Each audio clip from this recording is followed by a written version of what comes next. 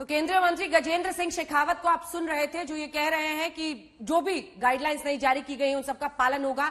जो बड़ी बातें आपको बता दें, फिर चलेंगे कुमार अभिषेक हमारे साथ, हमारे सहयोगी हैं। 15 जनवरी तक रैली, रोड शो सब पर पूरी तरह से रोक है। 16% बूथ्स में इजाफा किया गया है ताकि कोविड को देखते हुए ज्यादा भीड़ ना हो। इसी के साथ जो फर्स्ट टाइम वोटर्स है, महिलाओं की भागीदारी बहुत ज्यादा बढ़ी है। कोविड के दौर में ये चुनाव हो रहा है, तभी मंजूर हाशमी की 2 लाइनें बोली आज मुख्य चुनाव आयुक्त ने कि उम्मीद हो तो तमाम, उन्होंने क्या कहा था, यकीन हो तो रास्ता निकलता है, हवा की ओट में भी चिराग जलता है। तो चिराग को जलना है, उनको भी एहसास है कि चिराग हजार लोग करीब रहेंगे एक बूथ पर अगर जाएंगे, और अगर प्रति घंटे के हिसाब से देख लीजिए तो वो अनुपात अच्छा रहता है। 100 से अंदर होते हैं वो लोग जो वोट डालने किसी भी बूथ पर जाएंगे। 10, 14, 20, 23, 27 फरवरी पहले 5 दौर का चुनाव, फिर 3 और 7 मार्च को, और 10 मार्च को काउंटिंग हो जाएगी। कुमार अभिषेक हमारे साथ इस समय है। नेताओं के लिए भी ये एक बहुत नया अनुभव होने वाला है अभिषेक, और वोटरों के लिए तो रहेगा ही, लेकिन 15 जनवरी तक हम आएंगे आपके पास, लेकिन अखिलेश यादव इस समय बोल रहे हैं इसी पर, पहले सुन लेते हैं।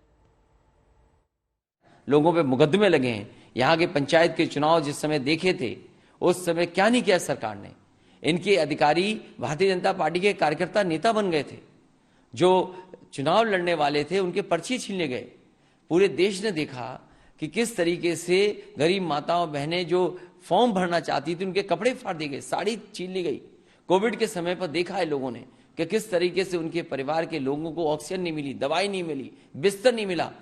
अब भारतीय जनता पार्टी का जाना तय है। इन्हीं तारीखों के लिए जनता इंतजार कर रही थी, किसान इंतजार कर रहा था, व्यापारी इंतजार कर रहा था, नौजवान इंतजार कर रहा था। 10 मार्च के बाद उत्तर प्रदेश से भारतीय जनता पार्टी का सफाया होगा। तो चुनाव के शुरू होने में लगभग सिर्फ 1 महीने का वक्त बचा है, लेकिन उस समय कोविड आ गया है, जिसके चलते 15 जनवरी तक सभी तरह की रैलियों पे पाबंदी लगा दी गई। खाली 5 लोग डोर टू डोर कैंपेन करेंगे। साथ में ये भी कहा गया है कि ऑनलाइन और वर्चुअल को भी प्रोत्साहन किया जाए। 15 जनवरी तक किस तरह से देखते हैं, जो क्योंकि समाजवादी के भी कई प्लान थे रथ यात्रा। इलेक्शन कमीशन ने जो शर्तें रखी उनका शर्तों का पालन होगा, और अगर वो डोर टू डोर कम लोगों के साथ और जो नियम बने उनका पालन करते हुए प्रचार करना होगा तो प्रचार करेंगे।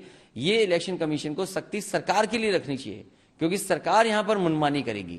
पिछले चुनाव में भी मैंने देखा कि किसी भी नियम को इस सरकार ने नहीं माना। इसलिए इलेक्शन कमीशन कम से कम ये निगरानी रखे कि सरकार में बैठे लोग उनके नियमों का पालन करें।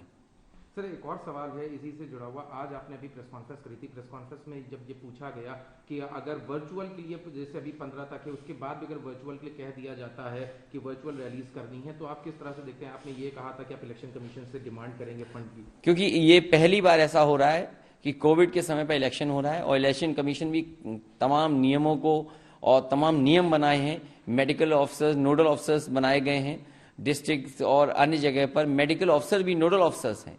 तो कहीं ना कहीं आशंका इस बात की भी है कि कोविड होगा या कोविड फैलेगा, और अगर वर्चुअल रैली के लिए हम जाएंगे तो उन पार्टियों के लिए कहीं ना कहीं इलेक्शन कमीशन को सोचना चाहिए। जिन पॉलिटिकल पार्टीज के पास, जिन पॉलिटिकल पार्टीज के वर्कर्स के पास अगर कोई इंफ्रास्ट्रक्चर नहीं है, वर्चुअल रैली के लिए तमाम चीजें नहीं है, तो आखिरकार वो कैसे करेंगे?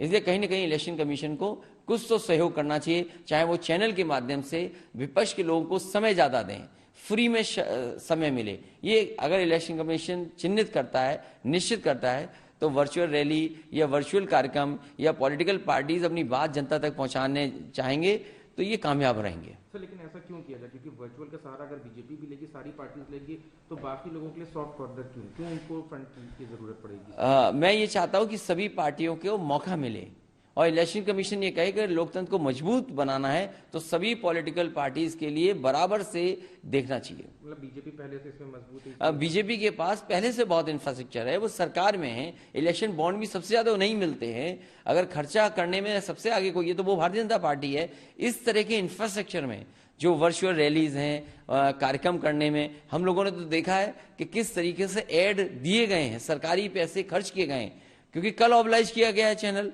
आज भी ऑबलाइज होंगे। इसलिए पॉलिटिकल पार्टीज जो विपक्ष में हैं उनको भी कहीं ना कहीं जगह मिलनी चाहिए, स्पेस मिलना चाहिए। अगर स्पेस नहीं मिलता है तो शायद वो पॉलिटिकल पार्टीज वो संसाधन नहीं जुटा पाएंगी अपना स्पेस के लिए।